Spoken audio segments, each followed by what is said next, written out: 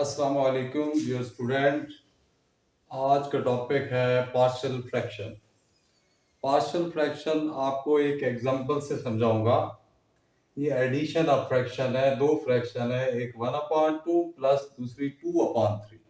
ऐसी फ्रैक्शन को हम क्या कहते हैं? Addition of fraction.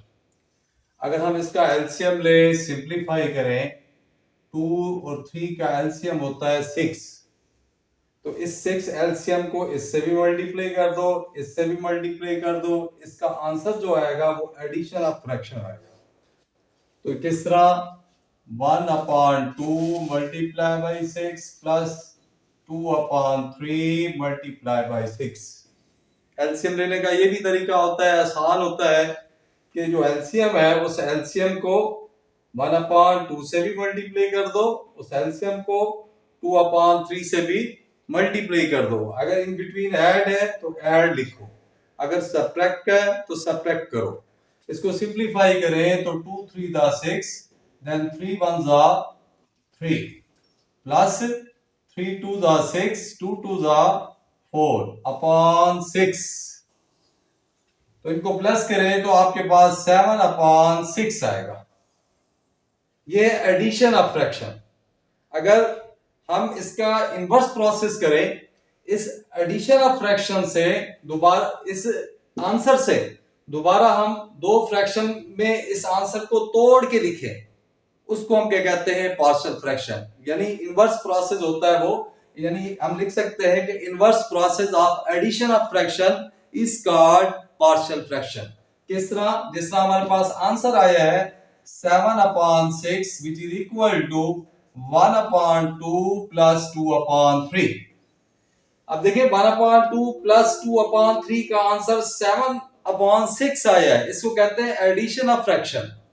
अगर हम लिखें 7/6 इक्वल टू 1/2 प्लस 2/3, 7/6 को तोड़ के लिखा इनटू 2 फ्रैक्शन में, या 3 में, या 4 में, या 5 में, यानी जितनी भी एडिशन फ्रैक्शन होंगी उन सब का एलसीएम लेंगे, सिंपलीफाई करेंगे, सिंगल आंसर आएगा। अगर उस सिंगल आंसर को पार्शियल में तोड़े, पार्शियल फ्रैक्शन में तोड़े, यानी कि दो टर्म में तोड़े, 3 में, 4 में, 5 में, अब सो जितनी टर्म में तोड़े, वो जो प्रोसेस कहलाता है वो क्या कहलाता है? Partial fraction. क्या कहलाता है? Partial fraction. जैसा 7/6 को हमने तोड़ के लिखा 1/2 प्लस 2/3, ये क्या कहलाएगा? Partial fraction. हम कह सकते हैं reversible process of addition of fraction. Addition of fraction का जो रिवर्सिबल प्रोसेस होता है उसको हम क्या कहते हैं? Partial fraction. फिर पार्शियल फ्रैक्शन में हमें इस चीज का ख्याल करना पड़ता है, हमारे पास दो फैक्टर्स होते हैं, एक होता है रिड्यूसिबल, एक होता है इररिड्यूसिबल। रिड्यूसिबल फैक्टर क्या होता है? जिस तरह हमारे पास रिड्यूसिबल फैक्टर की बात करूंगा कि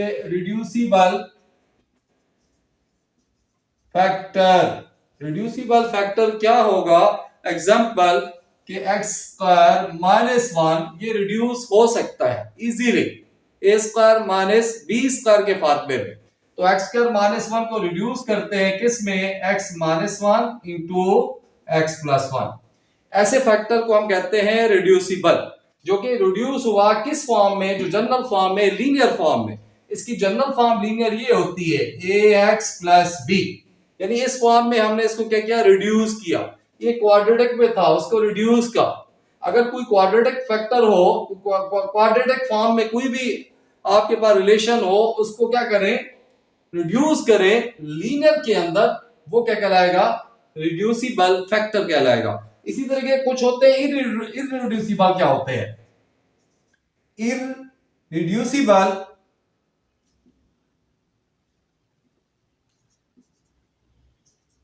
इररिड्यूसिबल फैक्टर क्या होंगे हमारे पास?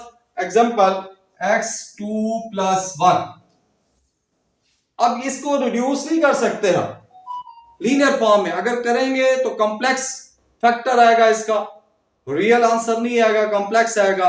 तो कॉम्प्लेक्स को पार्शियल फ्रैक्शन में सॉल्व नहीं करते, तो ये आपके पास इररिड्यूसिबल फैक्टर है।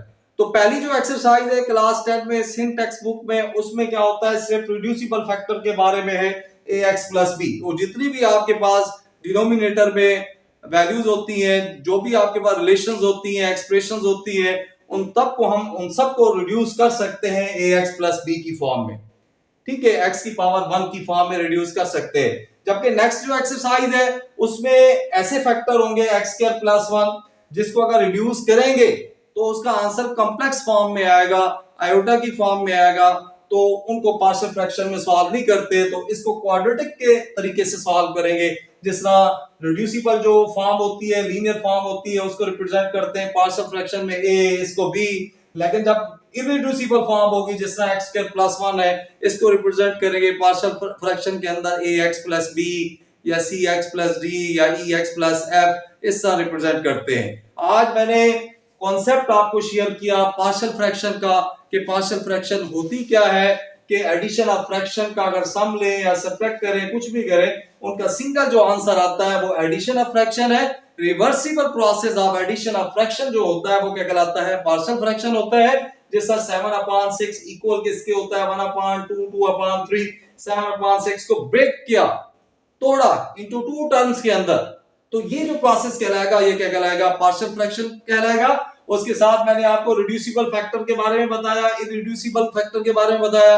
रिड्यूसिबल वो होता है जो आसानी के साथ रिड्यूस हो जाए इन लीनियर फॉर्म के अंदर क्वाड्रेटिक। इररिड्यूसिबल क्या होता है, जो अगर रिड्यूस हो जाता है लेकिन आयोटा की फॉर्म में आंसर आता है जो कि पार्शियल फ्रैक्शन में उसका सॉल्यूशन नहीं मिलता, तो सो हम इसको रिड्यूस नहीं कर सकते, इसलिए इसको कहते हैं इररिड्यूसिबल। इसको हम क्या कहते हैं, क्वाड्रेटिक फॉर्म में ही लिखा करते हैं जिसकी रिप्रेजेंटेशन पार्शियल फ्रैक्शन में होती है ax प्लस b या cx प्लस d या ex plus f।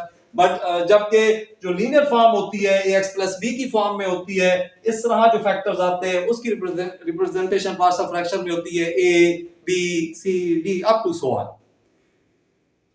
Dear student, मेरा चैनल सब्सक्राइब करना ना भूलिएगा, बेल आइकन को क्लिक कीजिएगा ताकि आने वाली वीडियो आप तक पहुंच सके। तब तक के लिए इजाजत, अल्लाह हाफिज।